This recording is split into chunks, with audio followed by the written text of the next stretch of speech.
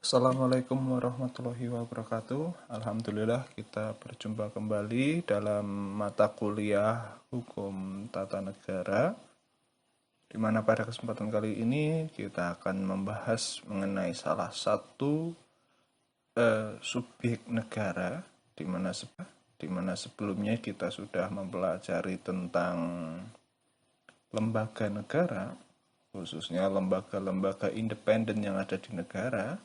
Nah, yang sekarang ini kita lebih spesifik kepada bagaimana kedudukan warga negara serta perannya dalam pertemuan minggu ini.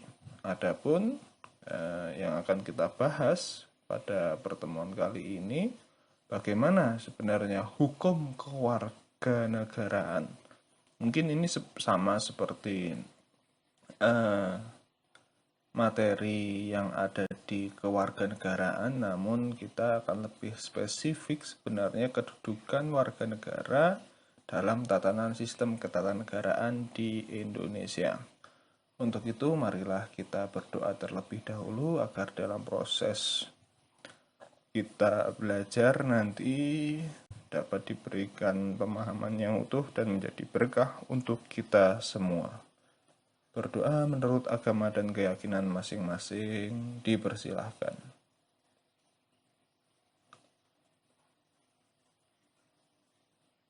Selesai, mari kita lanjut ke slide berikutnya. Adapun yang akan kita kaji dalam pertemuan kali ini yaitu mengenai pengertian dan pengistilahan warga negara. Jadi sebenarnya ketika kita berbicara negara, bukan hanya sebatas sistemnya saja, bukan hanya sebatas lembaganya saja, atau mekanisme di mana negara itu dibuat seperti itu, namun juga tidak terlepas dari bagaimana sebenarnya peran warga negaranya, bagaimana warga negara itu diperlakukan dan kedudukannya itu ada di mana, seperti itu. Selanjutnya ada juga dasar hukum kewarganegaraan. Kita ketahui bahwa memang negara Indonesia adalah negara hukum, di mana berbicara warga negara itu pun ada aturannya, ada rule-nya. Tidak sembarangan bahwa orang itu masuk ke Indonesia lalu dianggap sebagai warga negara, itu tidak seperti itu. Selanjutnya ada sejarah pengaturan kewarganegaraan. Ini kita kaji dari awal kemerdekaan Indonesia khususnya, di mana memang mengenai kewarganegaraan ini sudah diatur.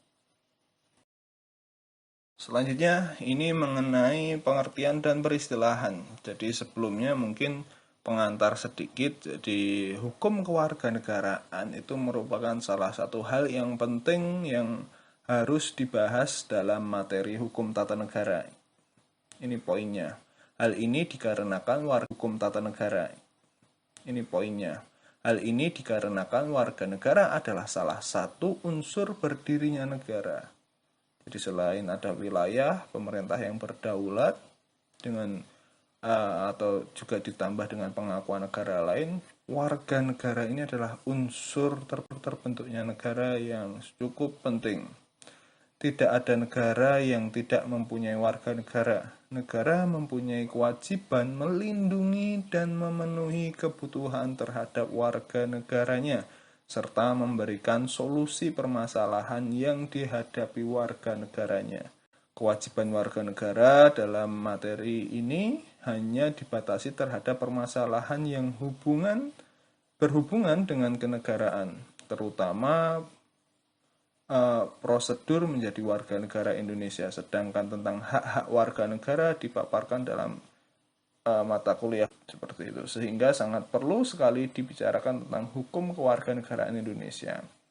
Sebelum membahas lebih lanjut tentang hukum kewarganegaraan, akan dikemukakan beberapa istilah terlebih dahulu tentang definisi. Satu, itu ada istilah warga negara, rakyat, bangsa dan penduduk, di mana beberapa istilah ini sebenarnya mengandung makna yang berbeda, tidak sama seperti itu. Kita mulai dari warga negara. Warga negara itu adalah pendukung negara.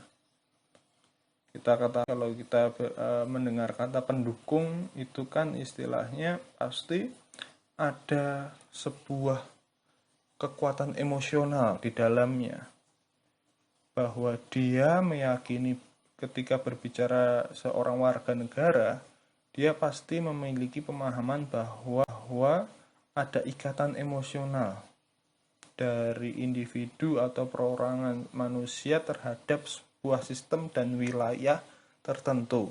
Khususnya di sini adalah negara. Katakanlah kita itu adalah warga negara Indonesia, berarti kita adalah pendukung negara Indonesia, segala bentuk sistem, segala bentuk kelembagaannya, kita harus senantiasa mendukungnya, selalu menempatkan negara ini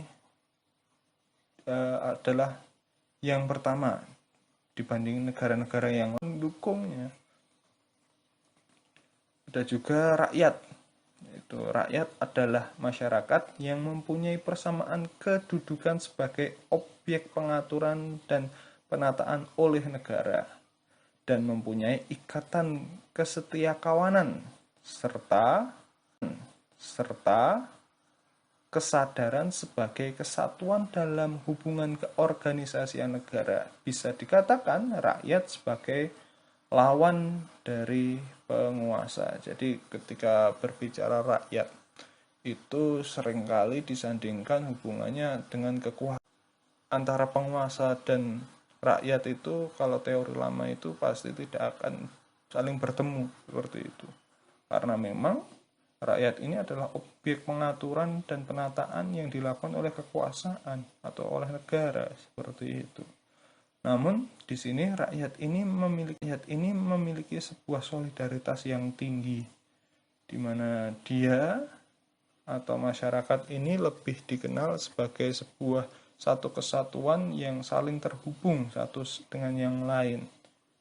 Ketika berbicara Indonesia, rakyat Indonesia walaupun beragam, begitu pluralnya, tapi ada nilai-nilai kesatuan, kesetiakawanan antara satu orang atau satu masyarakat dengan masyarakat yang lain, walaupun berbeda agama, suku, bangsa, dan lainnya. Ada juga yang ketiga, itu adalah bangsa. Rakyat yang berkemauan untuk mempunyai negara atau untuk bernegara, itu kata bangsa. Bangsa Indonesia. Berarti mereka adalah rakyat yang berkemauan untuk mempunyai negara Indonesia atau untuk bernegara Indonesia. Sedangkan yang terakhir penduduk itu adalah orang-orang yang bertempat tinggal secara sah dalam suatu negara berdasarkan peraturan perundang-undangan kependudukan sah dari negara yang bersangkutan. Kita punya Undang-Undang Kewarganegaraan Republik Indonesia, kita punya undang-undang sistem kependudukan di Indonesia. Nah, itu secara legal kita itu memang diatur melalui undang-undang itu, dan ketentuan-ketentuannya seperti apa itu ada di situ pengaturannya. Jadi istilah warga negara itu tidak menunjuk pada objek yang sama dengan istilah penduduk. WNI atau warga negara Indonesia ada yang penduduk Indonesia dan ada yang bukan penduduk Indonesia. Penduduk Indonesia ada warga negara Indonesia dan ada orang asing. Konsekuensi hukum warga negara maupun penduduk menyangkut hak-hak dan kewajibannya. Konsekuensi warga negara lebih luas daripada konsekuensi hukum status penduduk. Perbedaan antara kelompok warga negara dengan orang asing terletak pada yang ada antara negara dengan masing-masing kelompok tersebut. Hubungan antara negara dengan warga negara lebih erat hubungan antara negara dengan orang asing. Jadi menurut Muhammad Kusnardi dan Harmaili Ibrahim adalah Setiap warga negara mempunyai hubungan yang tidak terputus walaupun warga negara yang bersangkutan telah berdomisili di luar negeri selama dia tidak memutuskan kewarganegaraannya. Jadi berbicara warga negara, status warga negara, ketika tadi dibilang pendukung walaupun dia tidak menetap di negara asalnya, tapi dia tidak melepaskan juga status kewarganegaraannya karena dia masih pendukung, itu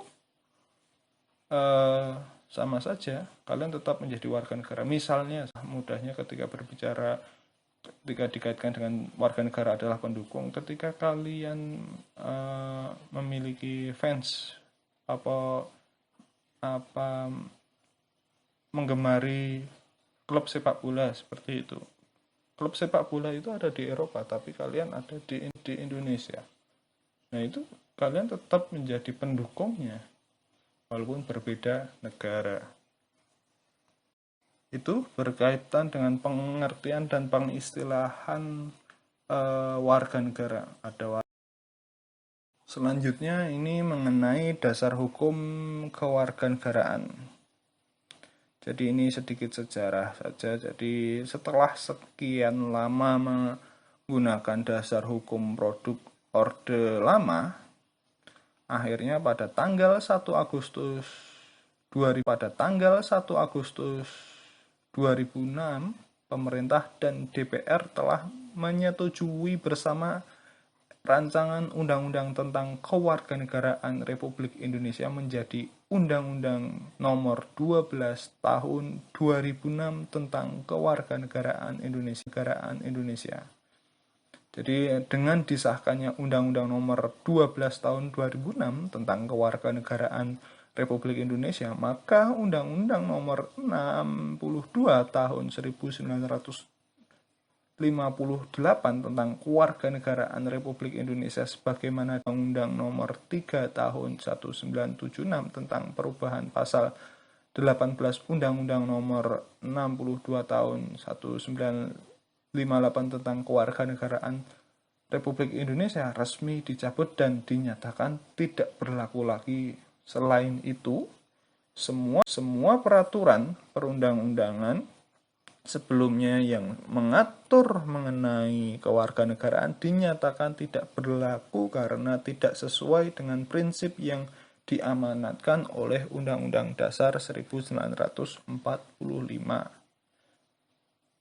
Jadi mengenai dasar hukum kewarganegaraan, kita menganut hukum positif, yaitu memang pada saat ini yang berlaku ketika berbicara hukum kewarganegaraan adalah Undang-Undang Nomor 12 Tahun 2006. Setelah sekian lama menggunakan Undang-Undang Nomor 62 Tahun 1958, baru pada tahun 2006 yang lalu berhasil disepakati Undang-Undang Kewarganegaraan yang baru.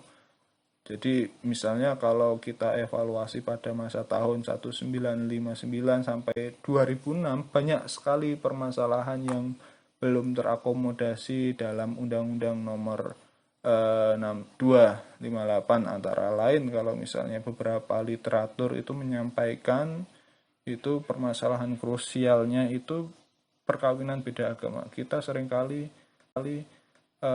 terjadi. Memang ketika di Indonesia itu tidak mengenal perkawinan beda agama, namun menjadi kenyataan kita bersama, bangsa Indonesia itu plural bukan hanya masalah suku budaya saja, tapi juga ternyata agama, dan tidak menutup kemungkinan akan terjadi perkawinan beda agama yang memang itu menjadi permasalahan, dan sampai saat ini pun di Indonesia tidak mengenal perkawinan beda agama.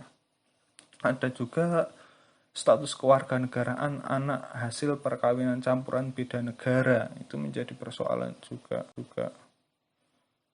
Ada juga yang menyampaikan ini cukup ekstrim, yaitu mengenai perkawinan sejenis LGBT, yaitu fenomena-fenomena liberal yang memang itu juga mengancam bangsa Indonesia juga.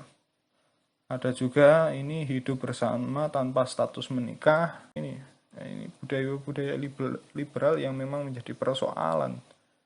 Ada juga poligami, perdagangan manusia atau human trafficking, dan lain-lain. Jadi meskipun dengan disahkannya Undang-Undang Nomor 12 Tahun 2006 belum mengatasi semua masalah yang disampaikan tersebut, namun sudah ada kejelasan tentang status anak hasil perkawinan campuran beda negara. Sedangkan untuk masalah lainnya, misalnya perkawinan beda agama, belum diatur dalam Undang-Undang Nomor 12 Tahun 2006. Karena hal ini berkaitan dengan undang-undang perkawinan beda agama di Indonesia, sehingga banyak menjadi perkawinan beda agama yang dilakukan di negara asing, itu di luar negara yang memperbolehkan aturan tersebut. Ada juga masalah poligami juga terkait undang-undang perkawinan, karena pada asasnya ketika berbicara undang-undang perkawinan itu 1 tahun 1974 menganut asas monogami. Di undang-undang itu menganut asas monogami, sehingga memang belum ada pengaturan tentang poligami. Yang berikutnya memang ada juga masalah LGBT. Akhir-akhir ini juga banyak kasus yang belum bisa diselesaikan, walaupun jelas saya menolak secara pribadi LGBT itu sudah melanggar fitrah dan makom.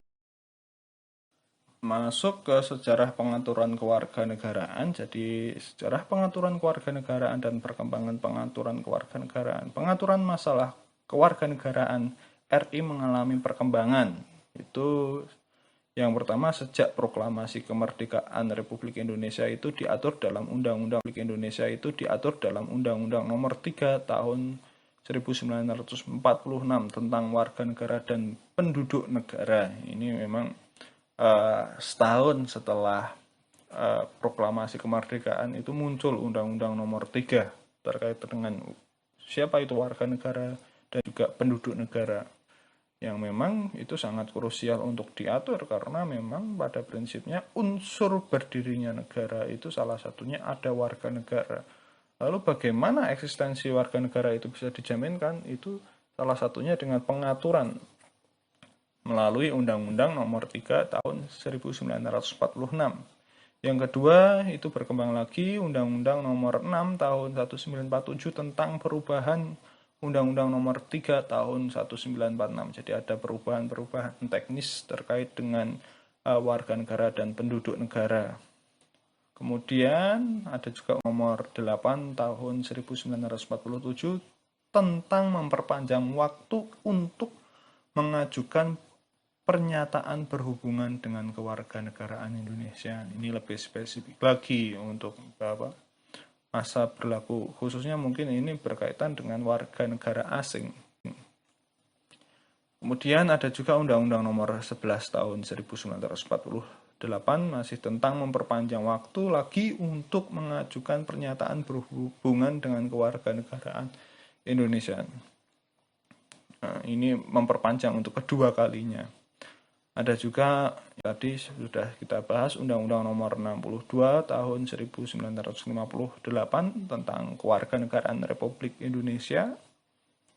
Kemudian di masa Orde Baru itu ada Undang-Undang Nomor 3 Tahun 1976 tentang perubahan pasal 18 Undang-Undang Nomor 62 Tahun 1958. Itu.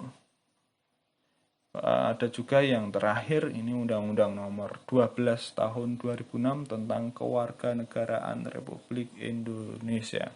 Ini sejarah pengaturan kewarganegaraan yang ada di Indonesia. Ada juga sebenarnya undang-undang tentang sistem kependudukan. Itu ada juga. Itu saja teman-teman yang dapat saya sampaikan dalam materi perkuliahan kali ini. Singkat saja, nanti kita berlanjut di pertemuan berikutnya mengenai kewarganegaraan yang akan kita bahas beberapa prinsip-prinsip dasar kewarganegaraan. Kurang lebihnya saya mohon maaf. Wabillahi taufiq wal hidayah. Wassalamualaikum warahmatullahi wabarakatuh.